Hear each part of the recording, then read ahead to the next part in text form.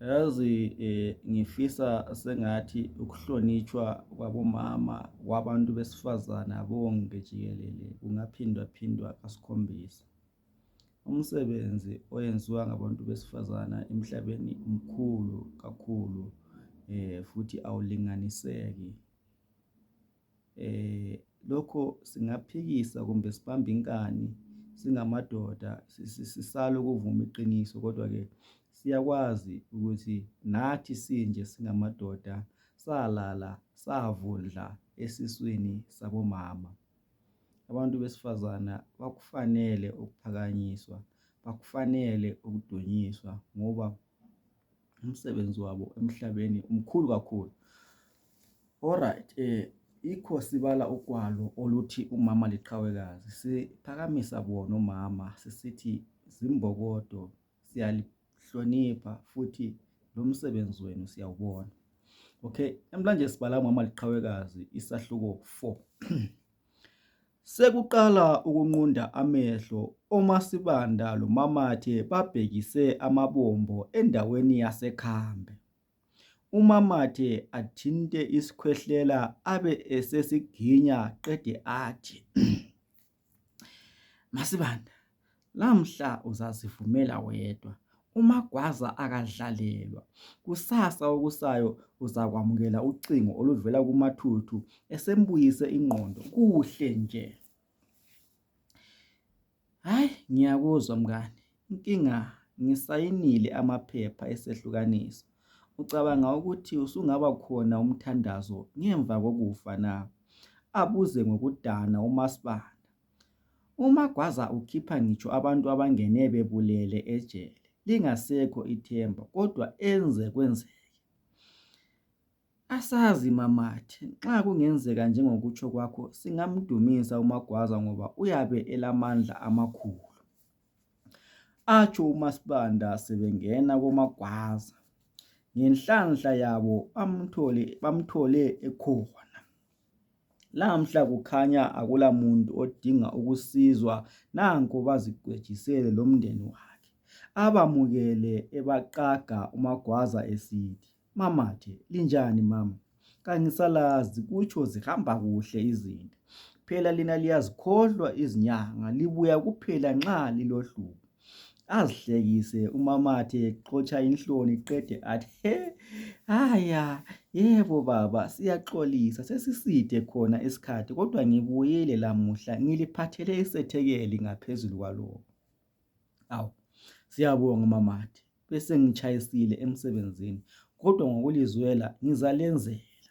Kutsho uMagwaza, indoda engalivezi kalula izinyo layo ebantwini le. Dlozi likayise, thatha uMasibanda umuse exhibeni, ngizamlandela. Ufike ukhanyise ngesibani, uphinde uchise impepho leminye imithi. Kutsho uMagwaza kundodakazi yakhe asebenza layo. Bamuthi ngudlozi likayise ngoba elamandla kakhulu njengoyise. Wayengunozipho wasetshintshwa mhla etholakale elabadala. uMasibanda usemangaliswe ukuthi umqambe ngesibongo yena engazange amtshele sona.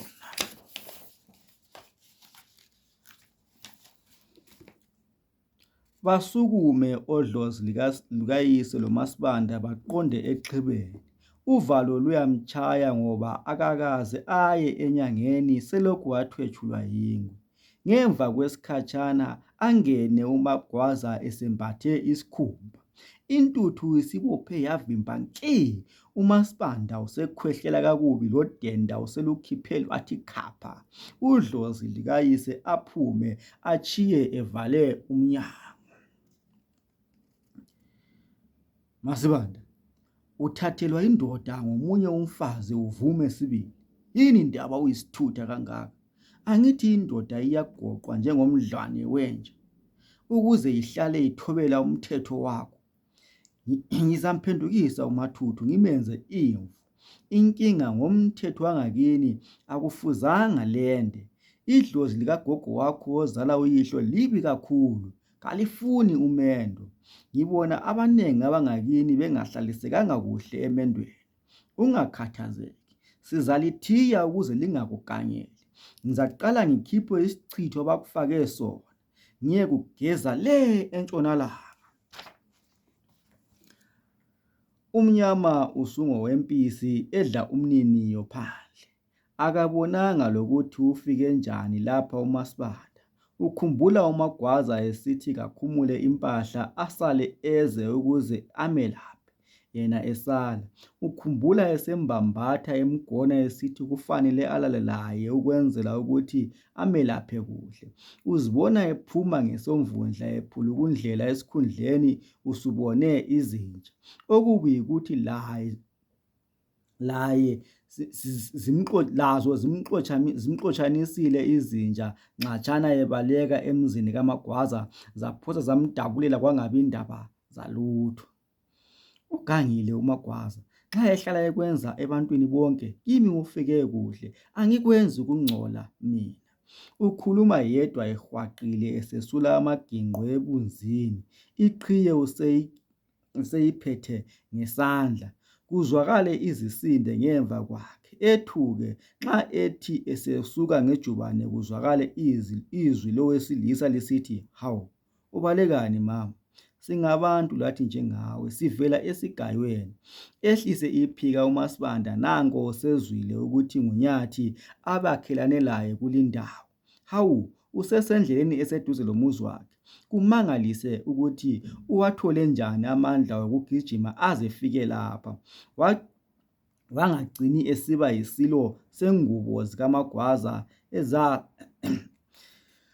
asazi kunjalo emhlabeni.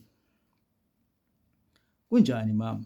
Kanti wafuna ukubaleka kangaka okomthakathi obanjwe loya kutheni? Ubungaboni yini ukuthi inqola le?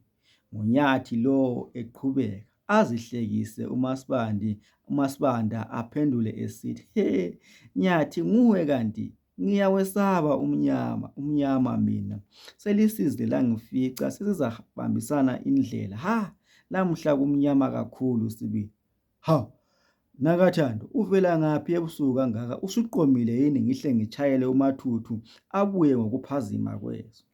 "Ngivela ebhasini Nyathi, bengiyelanda izinto ezithunyezwe nguye umathuthu. Manje zisinda komuntu ofileyo. Ngakho ngibone kungcono ukuthi ngizitshiye esitolo bese ngizilanda kusasa." Avike ngalawo uMaSibanda, baxoxe baze behlukane esengena emzini wakhe. uMagwaza usele ezonde gane unwabu ngoba engasamelaphanga uMaSibanda. Ubekhangelele ukubiza imbuzi ezimbili nxa eseqedile ukumhlamba isinyama.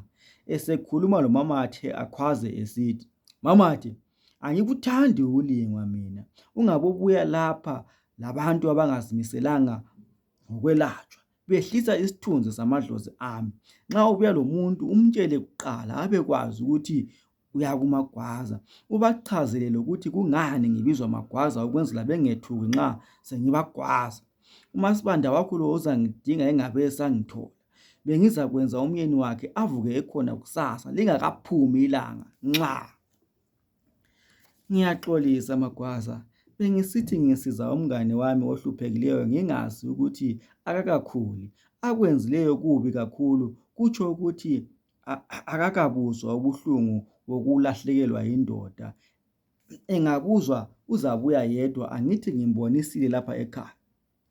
"Ngiyakuzwa, umtshele ukuthi angabodlala ngomlilo ngoba uzakutsha. Asilingwa thina izinyanga, usengaba lomnyama okwempilo yakhe yonke." "Ngizamkhuza baba. Hey, sekumnyama kakubi phandle, ngitshiye abantwana bodwa. Asazi loba izipoko zondawo zizangisiza yini." KunguMamathe.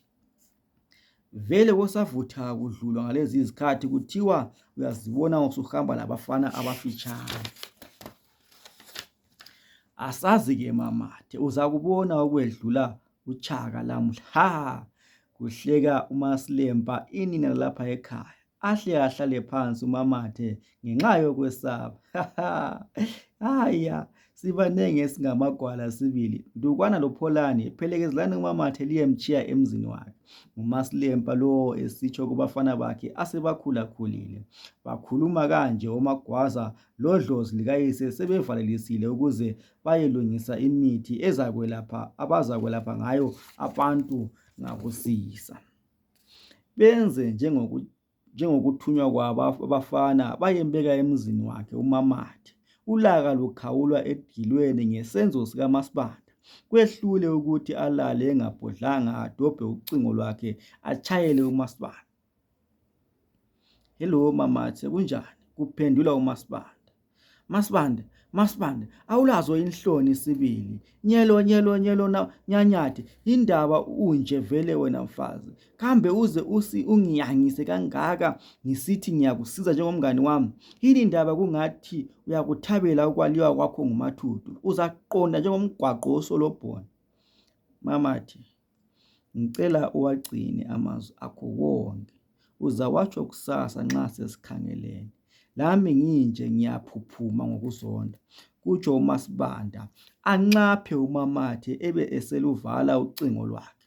Kungamkhathazi lokho uMaSibanda aqhubeke exoxa ezihlekela labantwabakhe. Sifike esokulala baye ngezindlu lapha ekhaya.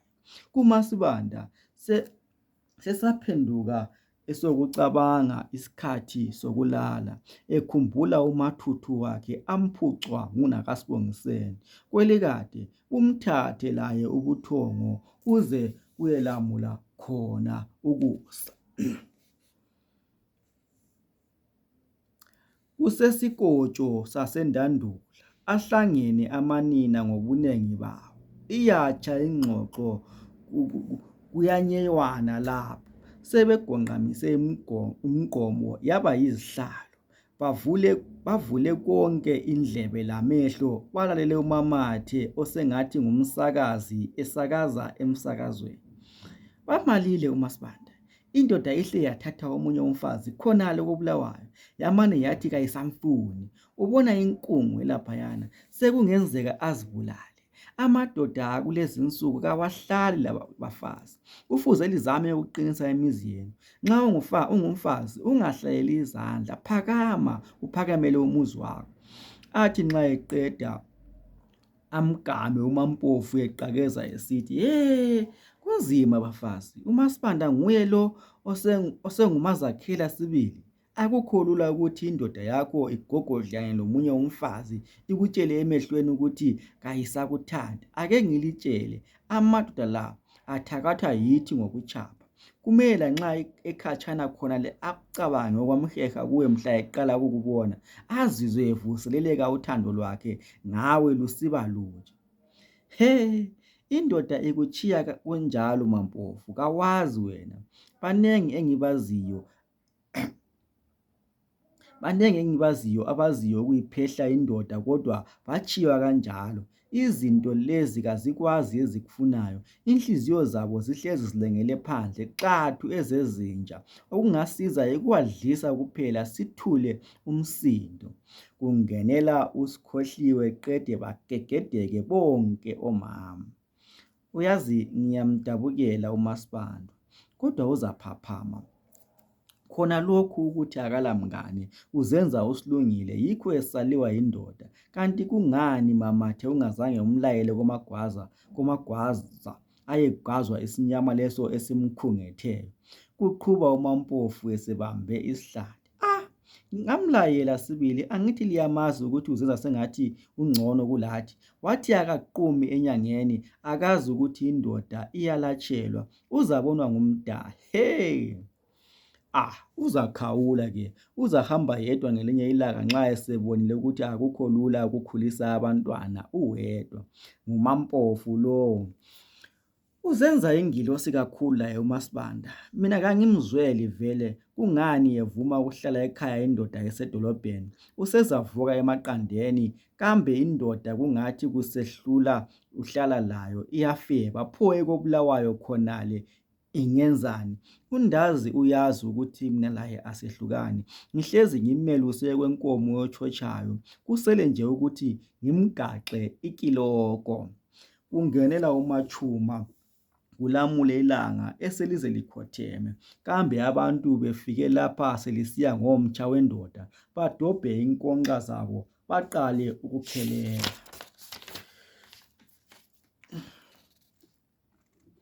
Khathesi sebephethe ekamntaka manzima okuthiwa ukhuleliswe ngumfana wenkomo, unina elokhu ethe bhekle loyise eGoli. Bayamsola kakhulu, bathi kambe engatshiya umntwana oyinkazana lomfana owelusayo, adele lo muzi enamathelane lendoda. Abantu abakwazi abakufunayo ngeqiniso.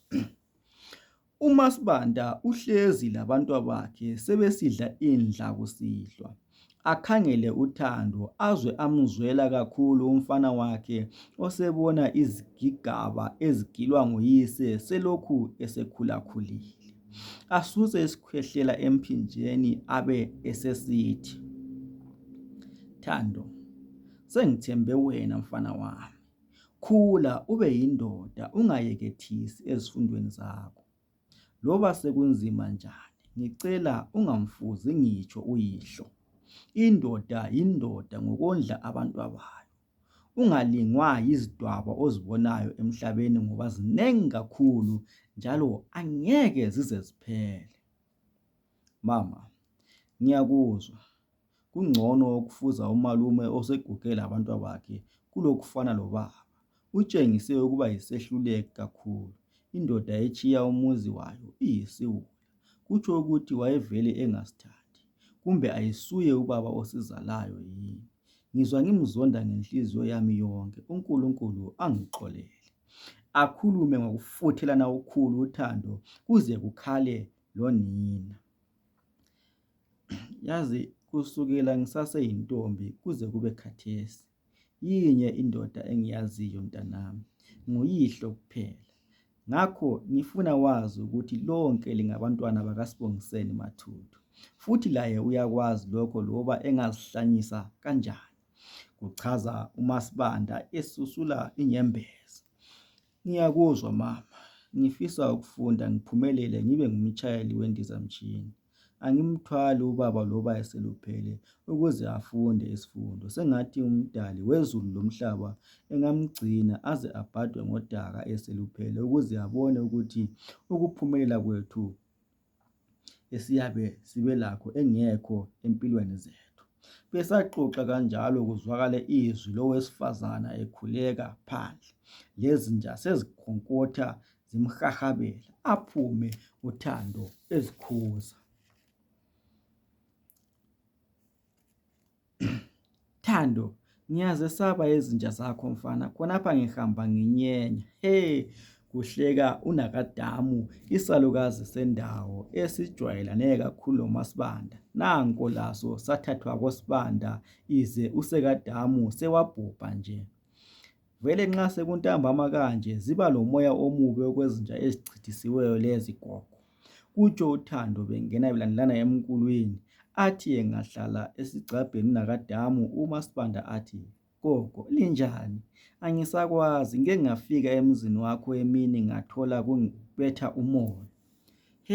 Mntanami, angithi umuzi sewaphenduka waba sesivandeni la esengitshona khona. Phela okuvele uswelakale nje khona inkomo ziyazibonisela sibili. Lamuhla ngize ngaphekela khona.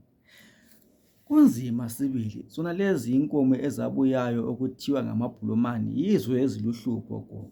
Isibili mntanami, khonapha ngizocela ukuyithukela, ikhanda liyangikhathakhatha, ngiyalizwa ngeletiye leli. UNobesuthu lokho engakathumezi, angazi ukuthi umalayitsha wakhe uzafika nini lapho. Gogo, umama akalathukela, kasisela baba thina, sesilomama kuphela. Ubaba uthethwe ngomunye umama koBulawayo, yikho umama esehlala ekhala. Kuphahluka okukhareni kuyikhipha yonke imfihlo. uMaSibanda akukhangele ngelihlo lengulube emangele. uNakadamu sebambe owangaphansi. Gogo, ungamangali, uKaren amawala, njengoba ngisithi ngeke ngafika emzini wakho. Nguwe umama wami engimthembileyo. Kusukela ngiqala ukwakha lumuzi, kunjengoba umntwana esetshilo. Ngike ngaya edolobheni emalangeni ambalwa adlulileyo, ngathola umkhwenyana wakho eselomfazi. Benqaba lokuthi ngingene endlini. Wangitshela emehlweni ukuthi kasangifuni, usethole umfazi omutsha. Bangilengisile gogo. Bangitshela engakudla ngesikhathi sendlala. Ngizizwe ngingela sithunzi, kungayisiso ngizizwe ngingela sithunzi, beliza kuzwa kuthiwa ngizibophele. Ngemva kwayizolo ngamukela incwadi esehlukanisa. Usengale unompela uMathuthu, labantwana akasacabangi langabo. Kangeke ngithi uloyiwe ngoba isinqumo asithetheyo kunzima gogo, ngiyafuthelwa futhi angikwazi ukuthi kuzaphola mhla kutheni lokhu engikuzwayo. Mntanami, bonga, ungivele inqanqe kuphela. Ungabona umuntu ehlubuka kuwe kuyikuthi uzilungele, kukhona uThixo akuvikisa khona. Ukudubeka kuzala induna mntanami, ungakhali. Ulabo nampa abangane bakho futhi sebekhulile. Akekho osadinga isithuba. Ungakhaleli indoda, ungalenge udlalise inyembezi zakho. Khalela uNkulunkulu kuphela, hatshi isidalwa esifana lawe. Qina mntakadawo, umvuzo wakhe uyeza ngolunye usuku. Kududuza unakadamu esedanile ngokwenza kukaMathuthu. Ngiyabonga mama, ngiyabonga amazwi akho. Ubuthongo kangisabazi, kodwa ngizaqina ngithathe zonke izicebiso zakho. Kuhle lokho. Ebusuku akuvaleliswa mntanami, sengihamba. Kulezi insuku kuba mnyama kakhulu. Sengihle ngisiyalala ngoba ikhanda leli angazi ngizalela pha ngani. Atsho esesukumile ethintitha izidwaba. uMaSibanda athathe eyakhe ithukela akade ngeyokucina amuphe yona. Phela uyamazi unakadamu ukuthi nxa engazange athole itiye ufica eseqhuqha kabuhlungu, amkhiphe isamu. Sekuyisikhathi sokulala khathesi, lamhla kungathi uthotshwe amanxeba uMaSibanda. Amazwi kanakadamu alokhu enkenteza ezindlebeni zakhe. Bahlabelele ingoma yesonto labantwabakhe qede baguqe bathandaze. Buzithathele ubuthongo kuze kuyelamula khona ukhala kwenkukhu. Bavuke abantwana belungisela ukuya esikolo, nanko sezivuliwe. Kungesonto ekuseni uMaSibanda usanda kuvuka, umangaliswa yimota ephomba ukuthutsha yaqonda esibayeni engatshelwa lutho njengoba esengumnini muzi nje. Leyo mota ihamba loMakhelela. uMakhelela ngumfowabo kaMathuthu. Angazihluphi ngokungena ekhaya uMakhelela avele aqale ukukhombela inkomo esibayeni. Amadoda amabili angene abophe zonke ezikhonjwayo ngomchilo, baqhubane uMaSibanda loThando besiya esibayeni. Afike akhulume kuqala uMaSibanda. Baba omncane kunjani? Sesibona inkomo sezilayitshwa singaziswanga. Kuhle pho. Abuze ngokuthobeka uMaSibanda. uMakhelela ahwatshe izincwadi esikhwameni sebhulukwe akhulume ekloloda esithi, "He wena mfazi, inkomo lezi zithengisiwe, sezihamba ziyalobola umfazi kaMathuthu omutsha.